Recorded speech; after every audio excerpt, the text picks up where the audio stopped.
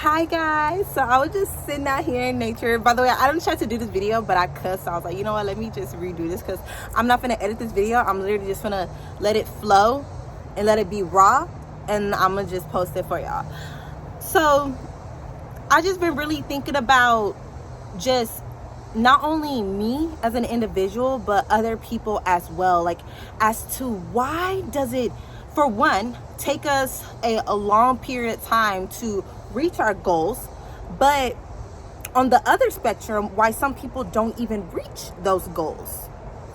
They may try, but then they may fail and give up. And what I mean by goals, like it could literally be like, you know, within your career, within your health and fitness. By goals, it could be numerous things, but you know, let me like put it in a way where it's more understanding. So instead of me saying your goals, I'm gonna say your purpose. And the reason why I always say goals is because whenever I have certain goals, they're only to be aligned within my higher calling, within my purpose.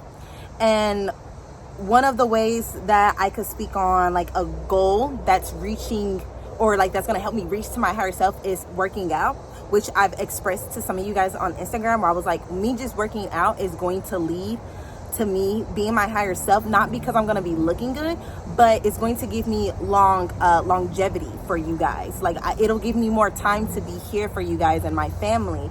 It'll give me more time to you know, like learn things, and the things that I do learn, I could go cultivate into y'all. You see what I'm saying? So it's just like, it's like a ripple effect.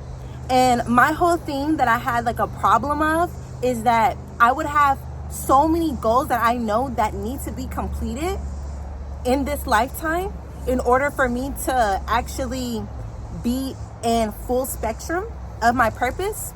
I would try to focus on all of those goals all at once. And I remember something that my mom would tell me growing up is that, hey, you just need to focus like on one thing.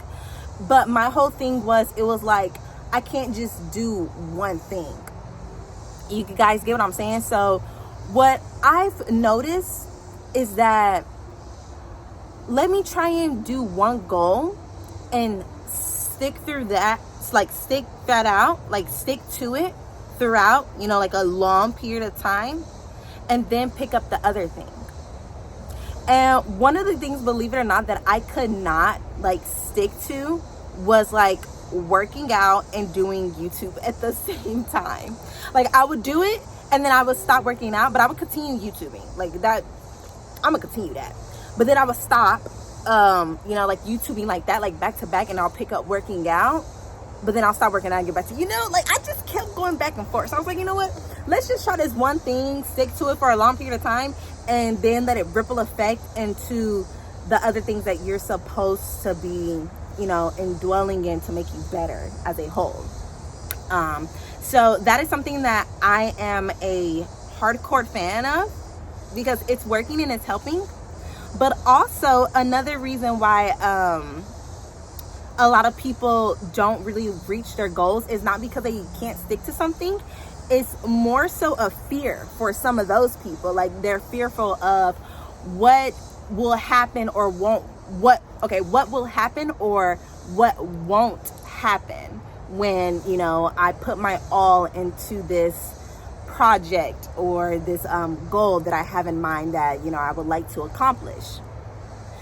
And, you know, only how I came up with all of this is because I was just journaling, where I was like, you know, why am I having a hard time doing X, Y, and Z? And then I just started listing like all of the things that I was having a problem with.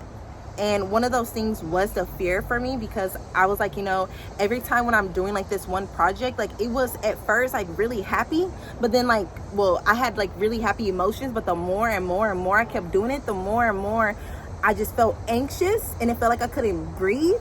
And when I feel that way in certain situations for that particular project, it was because I was just fearful of what would happen to not only me, but my family if I was to continue on with a certain project. That was my whole fear-based thing. And it was like, I don't want to, you know, tap into that.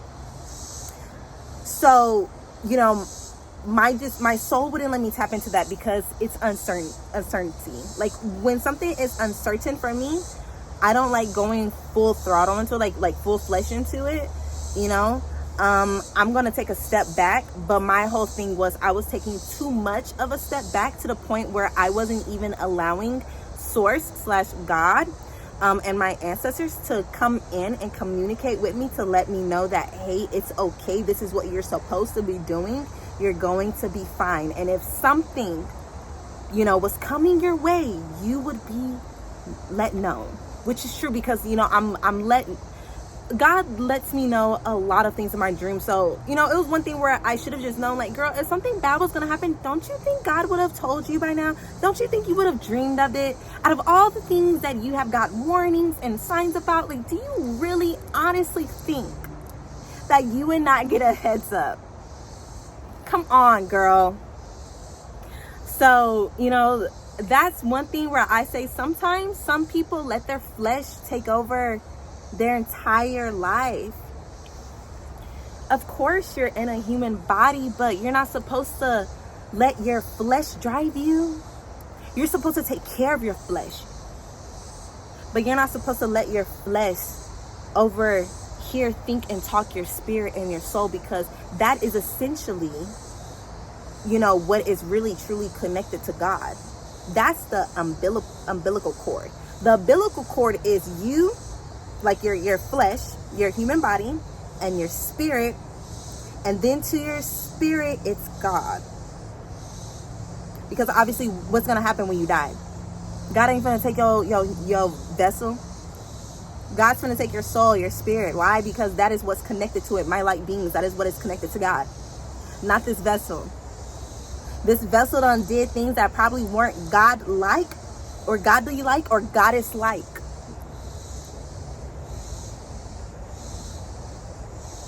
But overall, your spirit, your soul, that's different. That's different. So yeah, so this is just my little video. Like, that's my intake, like my experience on why it's hard to like commit to like a goal or to jump into your purpose. And another thing is, what can we talk about? Because I want to give it like the third one that I noticed, because it was 3 of them. It was that, it was the fear, it was the having a problem, you know, actually connecting to it. And the third one, what would I say the third one would be for you guys? Give me 1 second, because I said I wasn't going to edit this. I'm going to say the unknown, but the unknown is because you're not known with yourself. That's why you don't know your purpose. You can't stop listening to music for more than 20 minutes, or a freaking TikTok video or a YouTube video for 20 minutes a day, to literally calm your mind down so you can actually deep dive within not just you, but your Akashic records, and, you know, being connected to source. You can't actually function on, hey, this is what I'm meant to do. You know, I like doing this, and that connects with this, and da-da-da. You won't even jump into different, you know, other projects to get you led to your purpose. You're so known with unfamiliarity.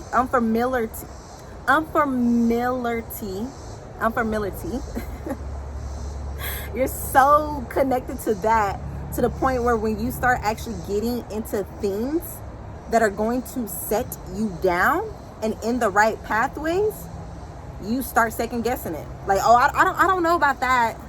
You know, I'd rather go over here in La La Land and go in full circles. And another thing, look, this is the 4th thing. Look, I know I said 3, but whatever.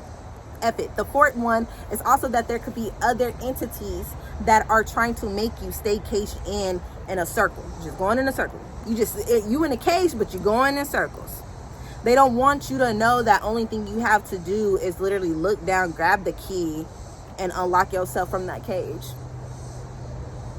How can you do that? Like I said, guys, pray on that spiritual warfare that you may possibly be going on.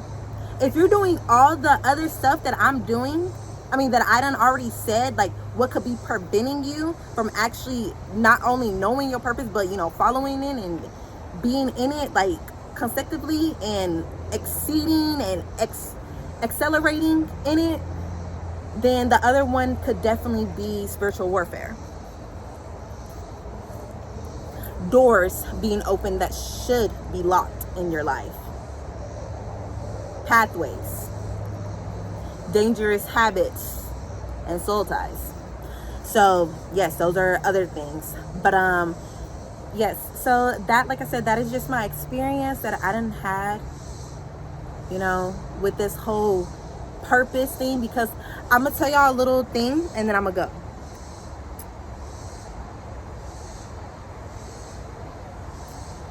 One time,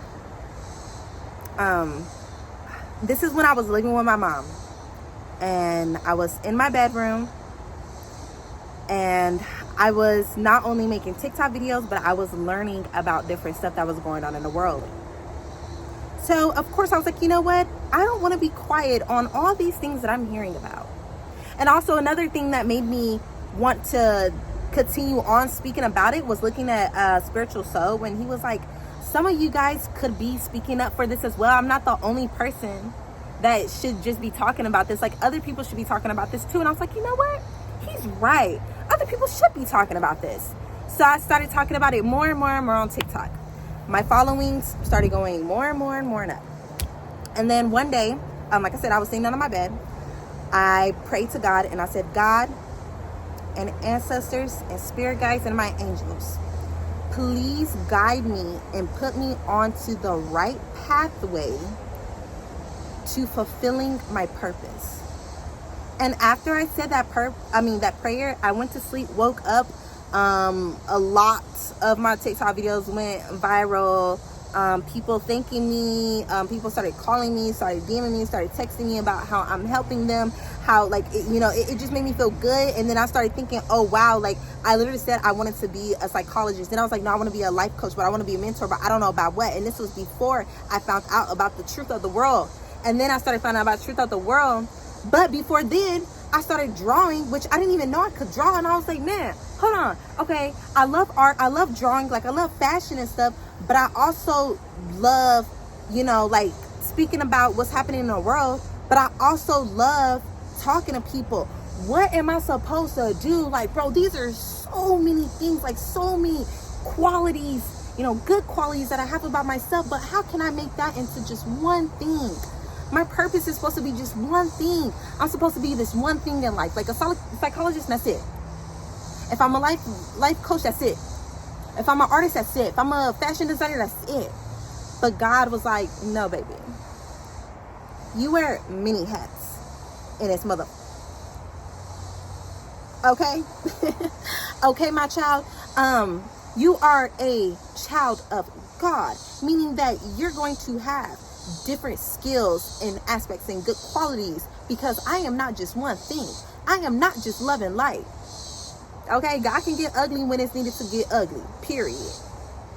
Would you want to have a weak God, or would you want to have a all love, light, and knowing God that also can get stuff done when stuff is needed to get done, period? Don't play with God. Like, that's what I mean. But yeah, like, that's something that I realized was like, oh crap. Like, that was another thing is like limiting beliefs.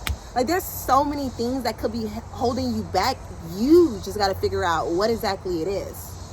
Because limiting beliefs can get into your head to make you, second guess yourself, or, take other pathways that aren't meant for you.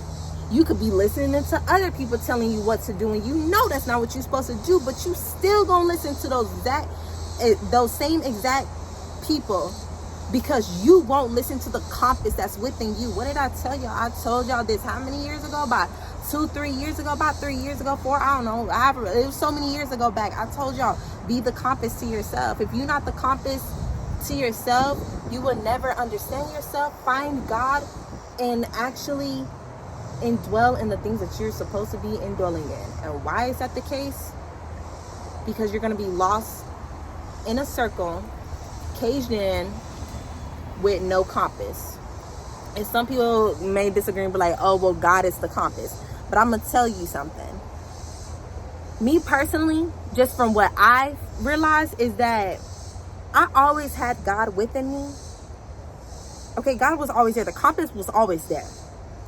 but I myself was lost, and I could not reconnect to source without reconnecting to me firstly, because literally the first place I had to go was within my temple, and then I can start connecting back to source. Then I can start going back on that compass. But I had to find the compass within me first to understand that I needed that compass. But you know, it is what it is. All right, guys, that's it for this video. I hope y'all loved it. Mwah, mwah, mwah. Ashe, ashe. See y'all later. I'm gonna go eat. Bye.